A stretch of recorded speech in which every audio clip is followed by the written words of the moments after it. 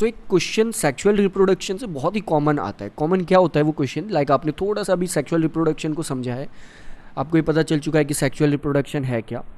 तो यहाँ से क्वेश्चन आ जाता है कि जब सेक्सुअल रिप्रोडक्शन होता है तो डीएनए डबल नहीं हो सकता, क्योंकि आपने पढ़ा है कि जो नॉर्मल ह्यूमन होते हैं उनके अंदर जो डीएनए होता है, डीएनए के अंदर जो पेयर ऑफ क्रोमोसोम्स होते हैं वो 23 पेयर होते हैं। और पेयर का मतलब आपको पता है कि एक पेयर में दो, यानी कि टोटल 46 क्रोमोसोम्स किसी भी एक ऑर्गेनिज्म के अंदर प्रेजेंट होते हैं। और 46 क्रोमोसोम्स का मतलब यहाँ पर 23 पेयर्स प्रेजेंट है। तो एक हमारे पास मेल है, like this is our male and this is our female.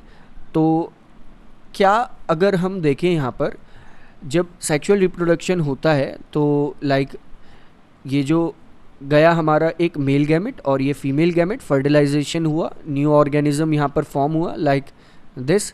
ये जो न्यू ऑर्गेनिज्म यहाँ पर फॉर्म हुआ इसके अंदर अब 23 पेयर्स तो इससे आ सकते हैं और 23 पेयर्स इससे आ सकते हैं, लाइक 23 पेयर्स इससे आ सकते हैं। तो इसके अंदर तो इसकी बॉडी के अंदर तो एक सेल के अंदर, इसकी बॉडी में जो एक एक सेल है उसके अंदर 46 पेयर्स ऑफ क्रोमोसोम्स हो जानी चाहिए इस अकॉर्डिंग। यानी कि एक तरह से नेक्स्ट जनरेशन में क्रोमोसोम्स की जो काउंटिंग है वो इंक्रीज़ हो जाएगी। लेकिन ऐसा नहीं होता। ऐसा क्यों नहीं होता? क्योंकि जो हमारे पास ये जो सेल्स होते हैं, लाइक आपने देखा था ये गैमेट्स जो हमारे पास होते हैं, दैट इज स्पर्म्स एंड ओवा, ये पूरी बॉडी में सिंगल एज ए गैमेट्स होते हैं जिनके पास क्रोमोसोम्स 23 के पेयर्स में प्रेजेंट ना होके ओनली 23 होते हैं, पेयर्स नहीं, सिर्फ 23। यानी कि 23 यहाँ और 23 यहाँ। 23 क्रोमोसोम्स मेल से आते हैं, 23 क्रोमोसोम्स फीमेल से आते हैं, और ये दोनों क्रोमोसोम्स ऐड अप होके टोटल क्रोमोसोम्स बना देते हैं 46। और 46 क्रोमोसोम्स को अगर हम हाफ करें, पेयर में डिवाइड करें, तो फिर नए ऑर्गेनिज्म के अंदर बच जाते हैं अब भी सिर्फ 23 पेयर्स ऑफ क्रोमोसोम्स। क्योंकि ये बॉडी के एक इतने स्पेशल सेल्स होते हैं, लाइक ये स्पर्म्स एंड ओवा, एक मेल और फीमेल के अंदर इन्हें गैमेट्स इसलिए कहा जाता है क्योंकि एक स्पेशल सेल होते हैं, ये बाकी सेल से अलग होते हैं। हर सेल में तो क्रोमोसोम्स 23 पेयर में प्रेजेंट होते हैं, यानी कि 23 के पेयर्स में प्रेजेंट होते हैं ह्यूमंस में, लेकिन स्पर्म्स एंड ओवा में ये पेयर्स में प्रेजेंट नहीं होते, ये सिर्फ सिंगल प्रेजेंट होते हैं।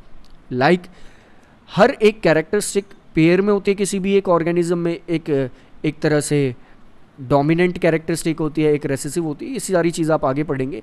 लेकिन किसी भी एक मेल और फीमेल में जो उनके पास ये गैमेट्स होते हैं जो कि सेक्सुअल रिप्रोडक्शन में हेल्प करते हैं, इन गैमेट्स के अंदर जो क्रोमोसोम्स हैं वो हाफ होते हैं। लाइक होने तो चाहिए 46, लेकिन होते कितने हैं? 23। क्योंकि जब 23 ऐड अप हो जाएंगे एक साथ, फिर नए ऑर्गेनिज्म में दोबारा 46 हो जाएंगे बाकी सभी सेल्स में। लेकिन इस नए ऑर्गेनिज्म के पास भी, अगर मान ले इस नए ऑर्गेनिज्म के पास भी स्पर्म होगा, तो इस स्पर्म के अंदर भी अब भी 23 ही होंगे। इसकी बॉडी इस टाइप से इस सेल को प्रिपेयर करती है कि इसके अंदर सिर्फ 23 क्रोमोसोम्स ही आए। लेकिन बाकी इस ऑर्गेनिज्म के अंदर बहुत सारे सेल्स होंगे, लाइक मसल सेल्स, हेयर के अंदर सेल्स, बहुत सारी जो सेल्स होंगे, सभी सेल्स के अंदर 23 ना होके टोटल 46 क्रोमोसोम्स होंगे, लाइक जो हमने यहाँ पर बात करी। लेकिन इसके बॉडी के अंदर भी जो गैमेट्स होंगे उसके अंदर जो क्रोमोसोम्स होंगे वो 23 ही होंगे। दैट्स वाई हम कहते हैं कि नेक्स्ट जनरेशन में, यानी कि एक तरह से सेक्सुअल रिप्रोडक्शन में जो क्रोमोसोम्स की काउंटिंग है वो इंक्रीज़ नहीं होती, वो फिक्स एक तरह से रह जाती है।